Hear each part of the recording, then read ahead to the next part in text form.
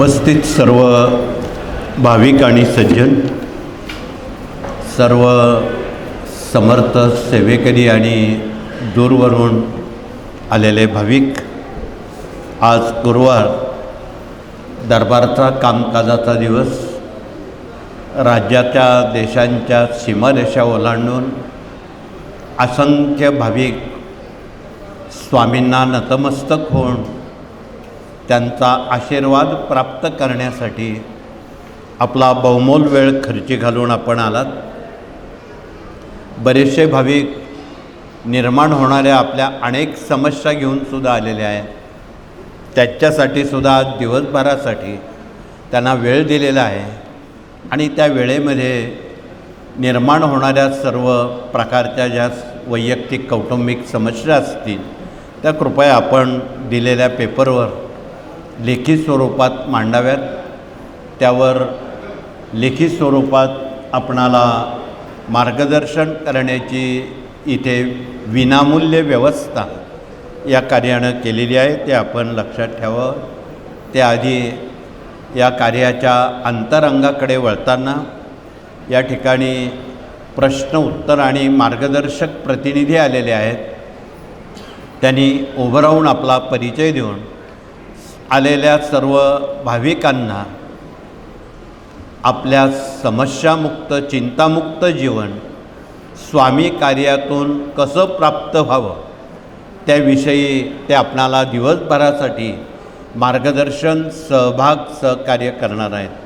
म्हणून समस्या कुठलीही असोत त्यावर योग्य असं मार्गदर्शन प्रश्न उत्तर विभागातून केलं जातं आहे, त्याची कृपया आपण नोंद घ्यावी.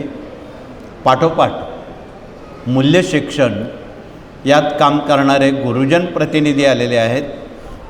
त्यांनी देखील आपला परिचय व्यक्त करून शाळा सुरू होण्यापूर्वी प्रत्येक कुटुंबामध्ये पुढील पिढी आदर्श पिढी म्हणून, निर्व्यसनी पिढी म्हणून आणि श्रावणबाळासारखी तथा पुंडलिकासारखी निर्माण व्हावी म्हणून त्या कोवळ्या मनांवर तथा अंतःकरणावर खूप संस्कार करावे लागतात, तेव्हा माणसं घडली जातात.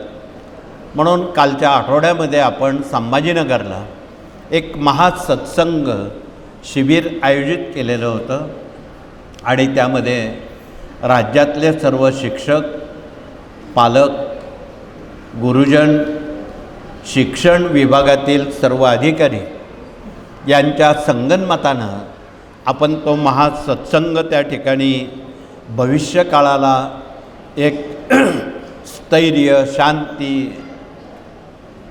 मुलांचं 10वी-12वी नंतर करिअर या सर्व बाबींवर यथासांग चर्चा करण्याला संधी मिळाली आणि त्यातून निश्चितपणे पुढील पिढी स्वतःच्या पायावर उभी राहील, आईवडिलांची आज्ञा पाळेल आणि त्यांना कधीच वृद्धाश्रमात पाठवणार नाही असं मार्गदर्शन आमच्या गुरुजन प्रतिनिधींनी नव्या पिढ्यांना केलेलं आहे. म्हणून आपण या मूल्यशिक्षण विभागाचं अनन्यसाधारण महत्त्व गाव पातळी ते देश पातळी या सर्व पातळीवर या मे महिन्यापासून आयोजन केलेलं आहे. शाळा सुरू होवे पावेतो हे पूर्ण उद्दिष्ट या कार्याचं आहे. म्हणून आपण या कामी आमच्या सर्व गुरुजनांशी संपर्क करावा. तर पुढचा विभाग या ठिकाणी विवाह मंडळ प्रतिनिधी आलेले आहेत. त्यांनी देखील उभं राहून आज सर्वात अवघड समस्या मुलामुलींची आहे. त्यातही योग्य मुलाला मुलगी मिळाली तर ठीक, समजा जर अयोग्य असेल तर आयुष्यभर दुःख, संकट, घटस्फोट, फारकती या साऱ्या गोष्टी ऐकाव्या लागतात. म्हणून आजच्या मितीला आणि या कार्याचा मागोवा घेताना गेल्या 70 वर्षात जेवढी या कार्यातून स्वामींच्या कृपेनं विवाह झाली, आज तागायत एकही घटस्फोट, फारकती झालेल्या नाहीत. म्हणून आपणाला निवेदन आहे की आपण आमच्या विवाह मंडळाशी संवाद साधला तर आपणाला निश्चितपणे आपलं जीवित सुखी करण्याला एक नवी दिशा आपणाला पुढे नेता येईल हा त्यामागचा उद्देश आहे. अर्थात भारतीय संस्कृती या 4 पुरुषार्थावर उभी आहे. धर्मपुरुषार्थ, अर्थपुरुषार्थ, कामपुरुषार्थ आणि मोक्षपुरुषार्थ याचा समावेश आहे. म्हणून हे 4ही पुरुषार्थ जोपासण्यासाठी, जपण्यासाठी हे विवाह मंडळ रात्रंदिवस या कार्यात काम करत आहे. गाव पातळी ते देश पातळी या सर्व पातळ्यांवर आत्तापर्यंत विवाह मंडळाकडे सुमारे 1.5 लाखापेक्षा अधिक वधूवरांची माहिती आलेली आहे. म्हणून आपण ही सारी डेटा, ही माहिती इथे उपलब्ध आहे. ज्या पालकांच्या मुलामुलींची विवाह कर्तव्य आहे, अपेक्षित आहे, त्यांनी कृपया आमच्या विवाह मंडळाला भेट द्यावी, संवाद संपर्क करावा आणि आपली समस्या विवाह मंडळापर्यंत मांडावी. हे कळकळीचं निवेदन आहे. या विवाह मंडळातून दर गुरुवार रविवार इथे विवाह परिचय मेळावे भरवले जातात आणि त्यातून खूप हलकं काम आपल्या वाट्याला येतं. जे जड कामं होती ती अगदी हलकी होतात आणि स्वामींच्या कृपेनं ती विवाह सुखकर आणि ऋणानुबंधिक पद्धतीनं ते होतात. ही कृपया आपण नोंद घ्यावी. पुढचा विभाग कृषी प्रतिनिधी आलेले आहेत. त्यांनी आपला परिचय देऊन आगामी काळामध्ये खरीप हंगाम जवळ आलेला आहे, त्याआधी माती परीक्षण कसं करावं, पाणी परीक्षण कसं करावं आणि बियाण्याचं परीक्षण कसं करावं, हे बियाणं पेरण्यापूर्वी 8-10 दिवस आधी त्यातलं एक मुठभर बियाणं आपण एका कुंडीमध्ये पेरावं, त्याची उगवण शक्ती बघावी, म्हणजे आपली फसगत होणार नाही. म्हणून त्या दृष्टीनं शेतीविषयी अधिक माहिती या कृषी गीतेमध्ये दिलेली आहे. म्हणून ही कृषी गीता जर आपण त्याची पानं चाळली तर शेतकऱ्यांच्या नव्या पिढ्यांना शेतीबद्दल आवड निर्माण होईल आणि तरच तो शेतकरी पुढे विकासाकडे जाईल. अन्यथा आपण आज शेतकऱ्यांच्या मागे 12 महिने 24 तास आसमानी सुलतानी संकटांचा काही हे सुटत नाही. म्हणून तुम्ही कालही बघा, गेल्या आठवड्यातही बघा, खूप तापमान वाढतं आहे आणि राज्यामध्ये वादळी पाऊस खूप नुकसानकारक पडत आहे.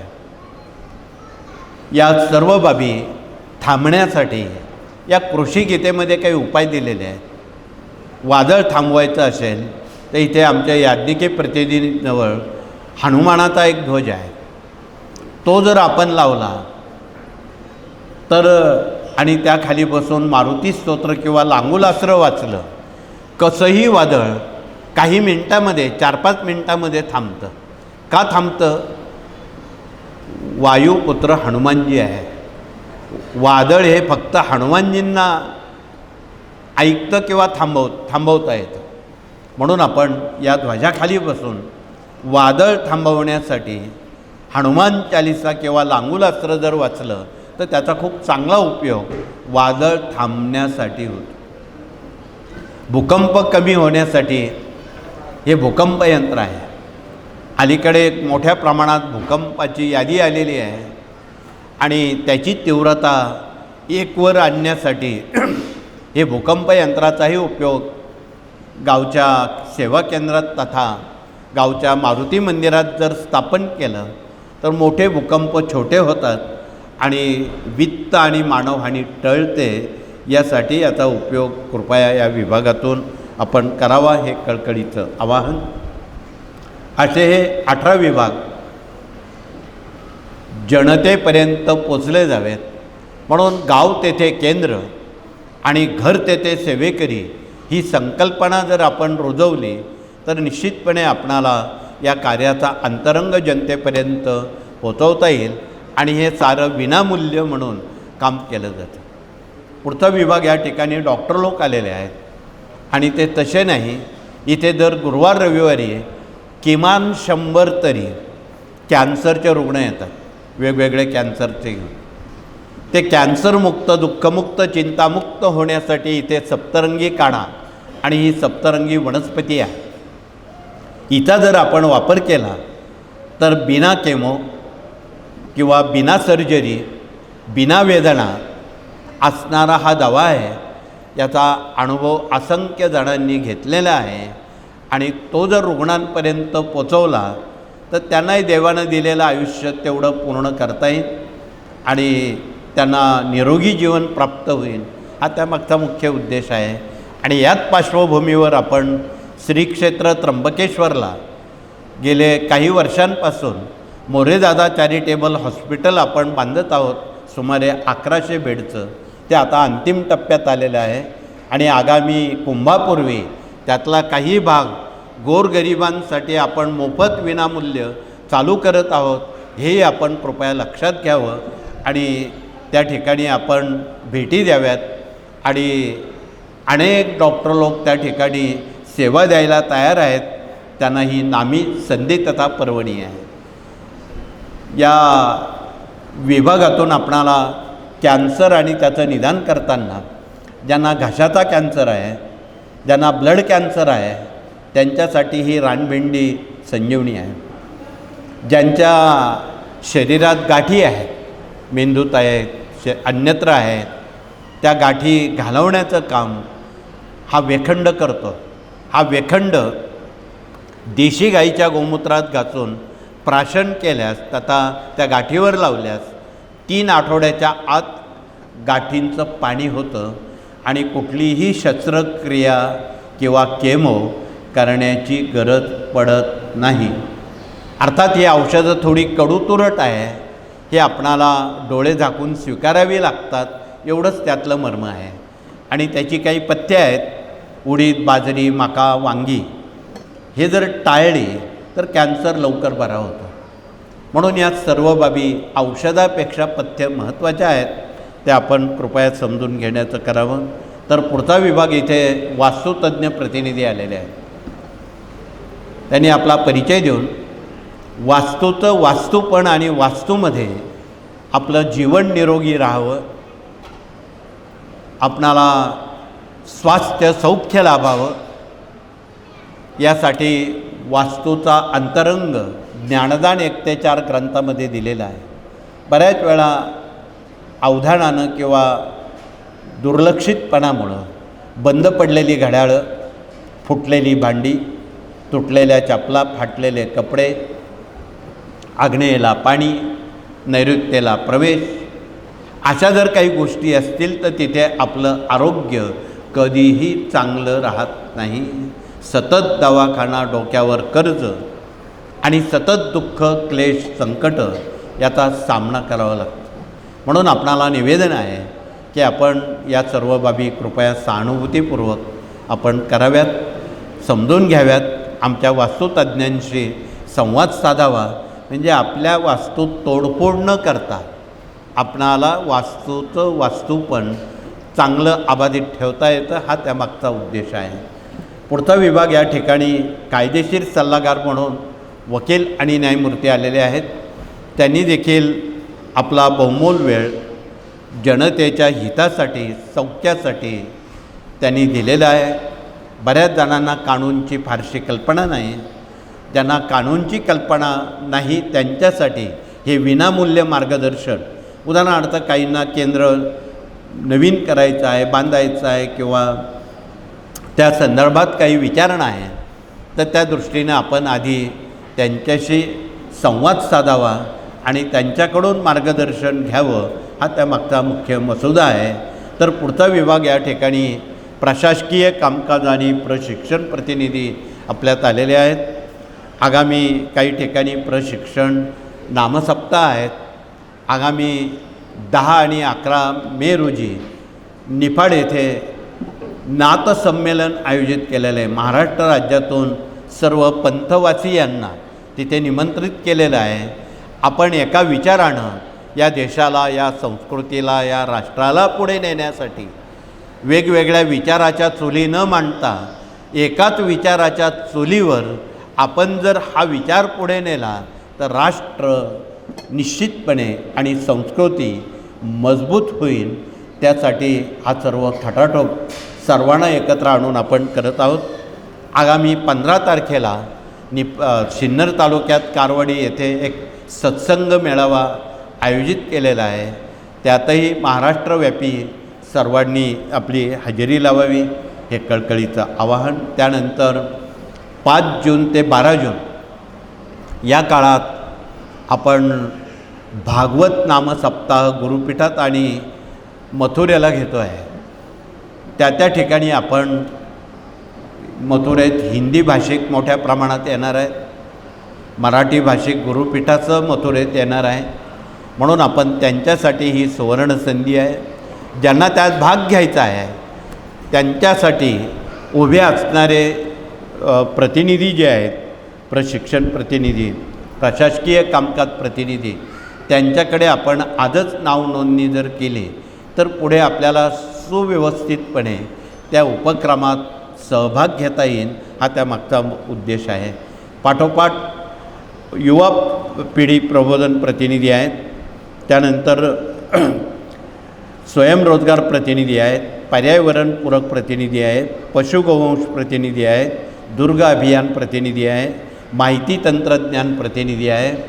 हे सर्व 18 विभागात या ठिकाणी काम चालतं आहे. त्याचा ओळख परिचय आहे आलेल्या प्रत्येकाला व्हावा म्हणून हे 18 विभाग कार्यरत असून शेवटचा विभाग मराठी अस्मिता आणि भारतीय संस्कृती आमच्या माता भगिनींनी जिवंत आणि समृद्ध ठेवलेला आहे. वर्षभरात येणारे सर्व प्रकारचे सण आहे, वार आहे, व्रत आहे, वैकल्य आहेत, कुलधर्म आहे, कुलाचार आहे, देवी आहे, खंडोबा आहे, या सर्व बाबी नव्या पिढ्यांना माहीत नाहीत. खंडोबाचे कुलधर्म कसे करावे, देवीचे कसे करावेत, देवी खंडोबाला कसं जावं, देवीला जाताना हिरवी साडी, हिरवा खण, ओटीचं सामान, पुरणाचा नैवेद्य वर्षातून एकदा तरी कुलदेवता या निमित्तानं करावा. खंडोबा हे आपलं कुलदैवत आहेत, म्हणजे कुळाचे वडील आहेत. त्यांना वर्षातून एकदा तरी एक पांढरं धोतर, उपरणं, 1.25 पाव हळद, वांग्याचं कांद्याचं भरीत, पुरणा वरणाचा नैवेद्य वर्षातून एकदा करावं. एवढं जर केलं तर तुमची जी अडलेली कामं आहेत, काही मुलामुलींच्या नोकऱ्यांची कामं अडलेली आहेत, काही लग्नाची कामं खोळंबलेली आहेत, ही सारी कामं खंडोबा आणि देवीच्या आशीर्वादानं ती मार्गी लागतील. म्हणून आपण वर्षातून एकदा तरी देवी खंडोबाचा योग्य तो सन्मान या उभ्या असणाऱ्या प्रतिनिधींकडून कृपया जाणून घ्यावा, हे कळकळीचं आवाहन आहे. अथतैती निर्माण होणाऱ्या ज्या सर्व समस्या आहेत या कार्यातून लेखी स्वरूपात सोडवल्या जातात, त्या विनामूल्य सोडवल्या जातात. कृपया त्या सहानुभूतीचा आपण लाभ घ्यावा आणि इतरांपर्यंतही हे स्वामी कार्य आपण जनतेपर्यंत पोचवावं. आपण जर 10 सेवेकरी घडवले, त्या 10 सेवेकऱ्यांचं पुण्य तुम्हाला स्वतः तुमच्या खात्यावर जमा होणार आहे. आणि भला करो भला होगा या उक्तीप्रमाणे आपणाला निश्चितपणे त्याची चांगली फळं निश्चित मिळतील, यात दुमत नाही. मी अधिक वेळ आपला घेणार नाही. आपण गेले काही तासापासून इथे उपस्थित आहात, परंतु पुढचे उपक्रम आहेत. आज गुरुवार आहे, 12 ते 2 या वेळेत आपण सामुदायिक स्वामीचरित्र पठन करणार आहोत. जे भाग्यवंत पुण्यवंत आहेत त्यांनी 12 ते 2 या काळात जर स्वामीचरित्र वाचलं तर तुम्हाला घरी जाईपर्यंत स्वामींची अनुभूती आल्याशिवाय राहणार नाही. म्हणून आपणाला निवेदन आहे की ज्यांना सक्ती नाही परंतु ज्यांना इच्छा आहे त्यांना ही नामी संधी आहे, आणि ज्यांना काही समस्या विचारायच्या आहेत त्यांनी या संधीचा कृपया लाभ घ्यावा, हे कळकळीचं आवाहन आहे. वेळेला विराम करण्यापूर्वी आगामी होणारे हे सारे उपक्रम याची माहिती आमच्या प्रशासकीय विभागातून घ्यावी तथा सेवेकऱ्यांकडून घ्यावी, हे कळकळीचं आवाहन. आपण आता सामुदायिकरित्या हात जोडून प्रार्थना करू. प्रार्थनेनंतर सर्वप्रथम भगिनीवर्ग औदुंबरासमोरून दरबारात येतील. मौनानं नंबर 2च्या गेटनं पुरुष प्रतिनिधी समाधी मठाला औदुंबराला परिक्रमा न करता केवळ वळसा घालून दरबारात येतील. मुजरा न करता हात जोडून स्वामींना नमस्कार करतील. ही कृपया आपण पथ्य पाळावी, मौन पाळावं. निश्चितपणे घरी जाईपर्यंत या केलेल्या सेवेची अनुभूती आपणाला स्वामी देतात. असंच वेळेला विराम करून पुनश्च आपणा सर्वांना शुभेच्छा धन्यवाद देतो. हात जोडून आपण प्रार्थना करू आणि पुढील सत्राला सामोरं जाऊ. तोपर्यंत श्री स्वामी समर्थ.